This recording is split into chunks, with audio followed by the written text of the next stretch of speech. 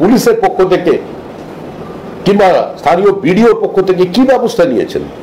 National disaster ম্যানেজমেন্টের যে group, তারা সেখানে দুটো টিম কাজ করছে। আমি তাদেরও জিজ্ঞেস করলাম আপনাদের কারা সহযোগিতা করেছে, বলছেন সহযোগিতা করছে গ্রামবাসী, আমাদের থেকে বেশি মানুষ গ্রামবাসী নিজেদের প্রচেষ্টায় ভেতর থেকে মানুষকে বাঁচিয়ে এনেছে।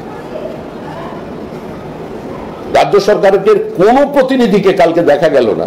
রাজ্য সরকারের কাজ হলো এই ধরনের জিহাদি জঙ্গি যারা বিভিন্ন জায়গায় আছে, যে অনুপ্রবেশ করে যারা ঢুকেছে, আজকে তাদের বিজেপির দিকে লেলিয়ে দেওয়া, বিজেপির উপরে আক্রমণ করা।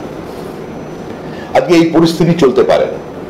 যদি কেউ মনে করে যে এসআইআর আসবার আগে আতঙ্কিত হয়ে আক্রমণ করবো এবং আক্রমণ করে পশ্চিমবঙ্গের পরিস্থিতি বদলে দেবো, মনে রাখবেন সহ্যের সীমা কিন্তু পেরিয়ে যাচ্ছে।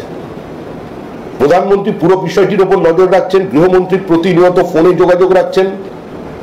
আজকে ওখানে আমাদের বিরোধী দলনেতা শুভেন্দু অধিকারী গেছেন, রাজু বিস্তার সাধ্যমতো পাহাড়ে কাজ করবার চেষ্টা করছেন। আমাদের কর্মীরা বিভিন্ন জায়গা থেকে অর্থ সংগ্রহে নেমে পড়েছেন, প্রতীকী পথ অবরোধ হচ্ছে, গতকালের আক্রমণের প্রতিবাদে বিভিন্ন জায়গায় পথসভা হচ্ছে। কিন্তু একই সঙ্গে আমরাও এটা বলছি যে ভারতবর্ষে কোনো ঈশ্বর আল্লাহ নয়, সর্বশক্তিমান ভারতের সংবিধান। সংবিধানকে যদি চ্যালেঞ্জ করা হয় তাহলে সংবিধান সংবিধানের ভাষায় কথা বলবে। এভাবে দীর্ঘদিন একটা রাজ্যকে ধ্বংস করা যায় না।